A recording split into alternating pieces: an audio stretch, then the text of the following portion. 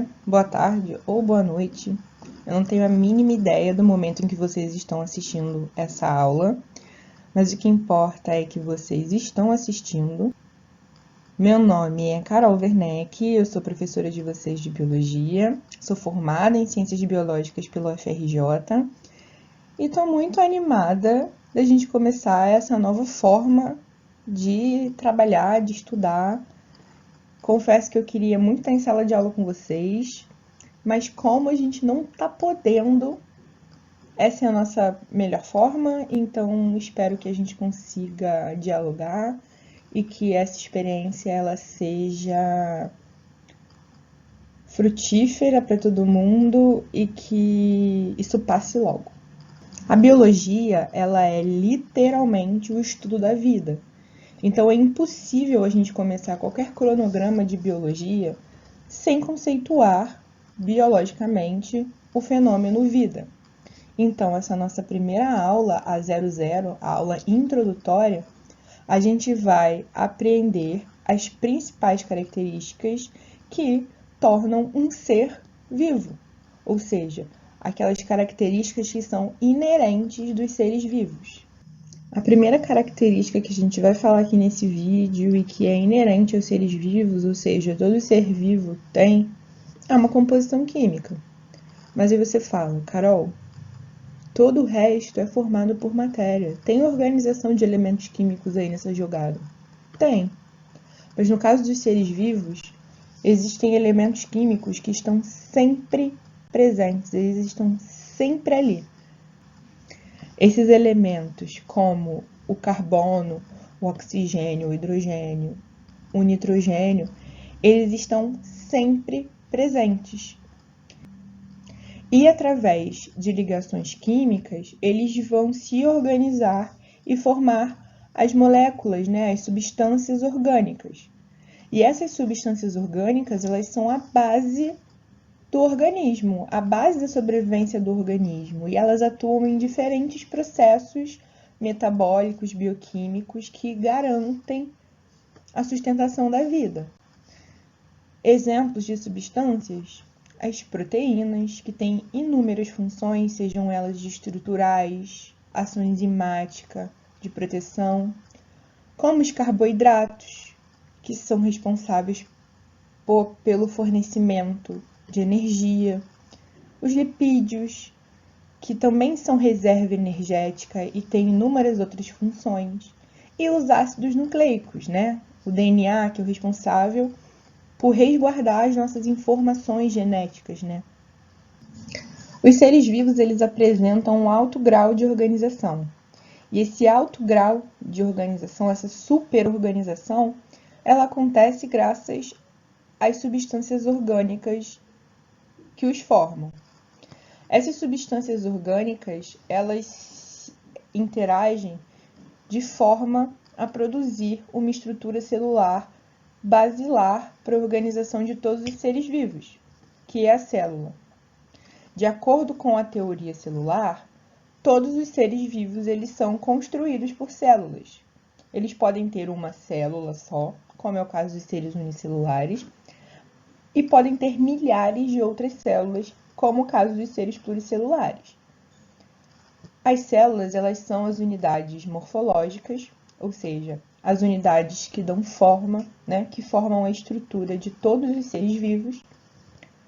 As células também são as unidades funcionais ou unidades fisiológicas dos seres vivos, e é dentro delas que ocorrem os processos energéticos, metabólicos, os processos bioquímicos responsáveis pela nossa sobrevivência. E, através do processo de divisão celular, novas células são geradas, e isso é importante para o crescimento.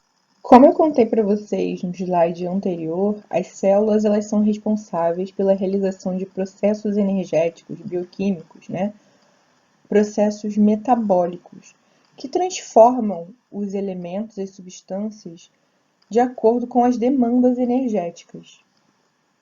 O conjunto dessas reações químicas e que é responsável pela sobrevivência dos seres vivos é chamado de metabolismo.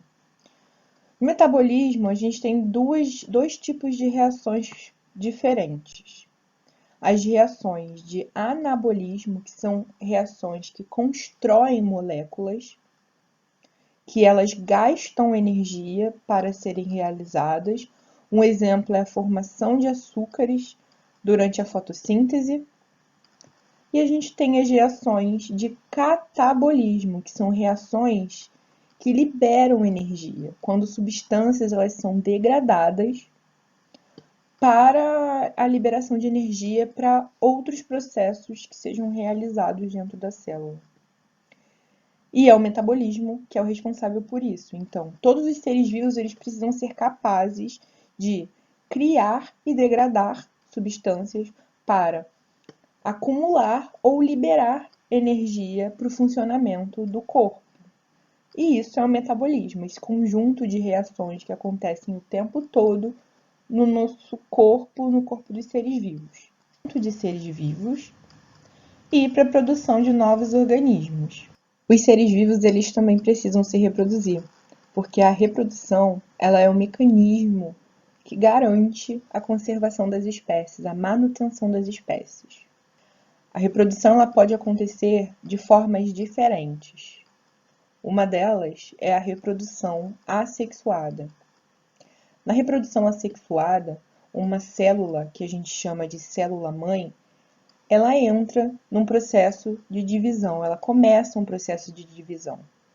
No término desse processo, a célula-mãe ela dá origem a duas células filhas que são geneticamente idênticas à célula-mãe. A reprodução sexuada ela acontece através da união de gametas. Esses gametas, eles são oriundos de organismos diferentes, são gametas diferentes. No caso da espécie humana, a gente tem a união entre um óvulo e um espermatozoide. E durante a fertilização, a fecundação, há uma mistura de material genético, gerando características novas que podem ser vantajosas ou não.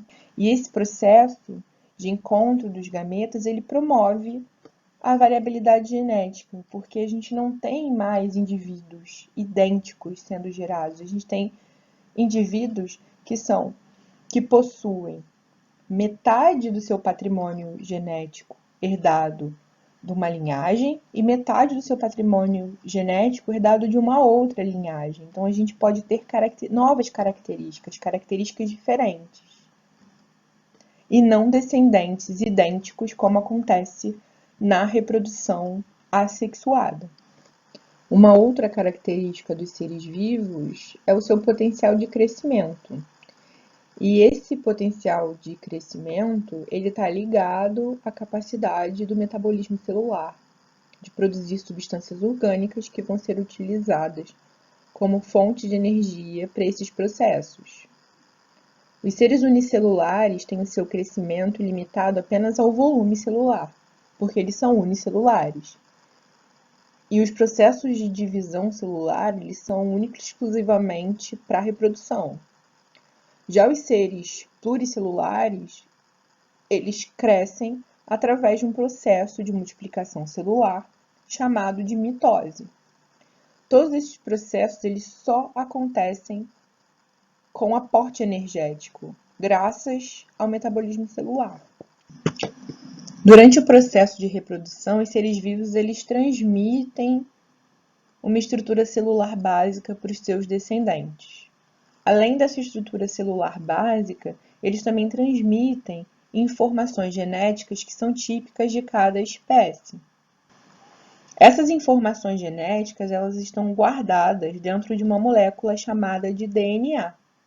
E esse é o princípio da hereditariedade, essa capacidade de transmissão de características genéticas.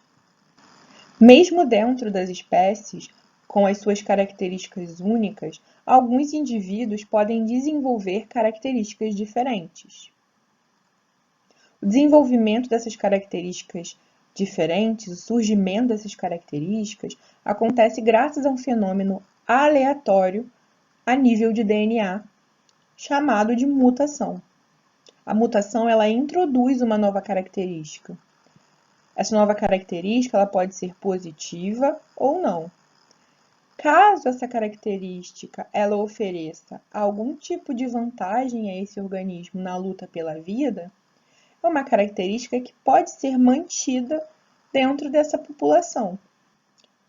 Essa característica vantajosa, ela vai ser selecionada e incorporada ao patrimônio genético daquela espécie. Você deve estar aí na sua casa se perguntando, né? Mas e os vírus? Onde é que eles se encaixam nisso tudo? Eles se reproduzem? Eles se alimentam? Como eles sobrevivem? Espera aí um pouquinho que no final você vai conseguir responder tudo isso. Agora eu vou apresentar para vocês as características gerais dos vírus. Os vírus, eles são seres acelulares. Esse azinho ali na frente da palavra é um prefixo de negação. Beijo, Helena. E ele nega a existência de uma célula. Então, os vírus, eles não são formados por células. Por isso, eles também são chamados de parasitas intracelulares obrigatórios. Eles parasitam uma célula e dentro dessa célula eles conseguem realizar o metabolismo deles. Somente dentro dessa célula eles conseguem fabricar as proteínas necessárias para sua sobrevivência. Dessa forma, eles têm uma alta capacidade de controle e redirecionamento do metabolismo celular. Que metabolismo celular?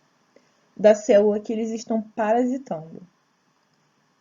O genoma viral, ele pode ser de duas formas. Ele pode ser composto de DNA ou composto de RNA. O que isso significa? Que as suas informações genéticas, elas podem estar contidas numa molécula de DNA ou numa molécula de RNA. Os vírus têm essa capacidade de infecção, de invadir as células de organismos diferentes e apresentam um tropismo celular. O que é isso? É uma afinidade a diferentes tipos celulares. Como aqui ninguém mora em Marte, tá todo mundo ciente que a gente está vivendo uma pandemia de Covid-19, que é o nome da doença causada por esse queridinho que está aí em cima. Aqui em cima? É aqui em cima, eu não tenho um pouco de dificuldade ainda para informar essas coisas. Mas a Covid-19 ela é uma doença causada pelo vírus SARS-CoV-2, um vírus da família dos coronavírus. Eles são chamados de coronavírus por causa dessa estrutura ao redor dele que parece uma coroa. Esses pontinhos vermelhos, vocês estão vendo? Então, esses pontinhos vermelhos, eles são as proteínas S. Essas proteínas são as proteínas que são responsáveis pela entrada do vírus nas nossas células, nas células humanas, né? Nas células do trato respiratório humano. O genoma desse vírus ele é de RNA, ou seja, as informações genéticas aí que decodificam a produção das proteínas dele estão contidas numa molécula de RNA. E por que a gente chama de pandemia de Covid-19? Por quê? Porque a gente tem muitos casos em todos os países, em todos os continentes do nosso planeta. Por isso que a gente chama de pandemia. Bom, gente, essa aula foi apenas uma introdução para a gente conceituar biologicamente o fenômeno vida. Graças a essa aula, a gente vai poder prosseguir com o nosso cronograma e adentrar outros terrenos. Vejo vocês nas próximas aulas, nos nossos encontros online para as nossas monitorias. Vocês podem me procurar, mandar mensagem. Estou sempre postando informação lá no nosso Google Classroom. E é isso. Um beijo.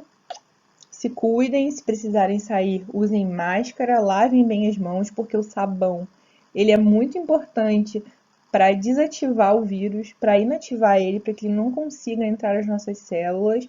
Mas isso eu tenho certeza que vocês já sabem, porque vocês ouviram o nosso podcast, né? Ouviram? Ouviram? Eu espero que sim. Um beijo.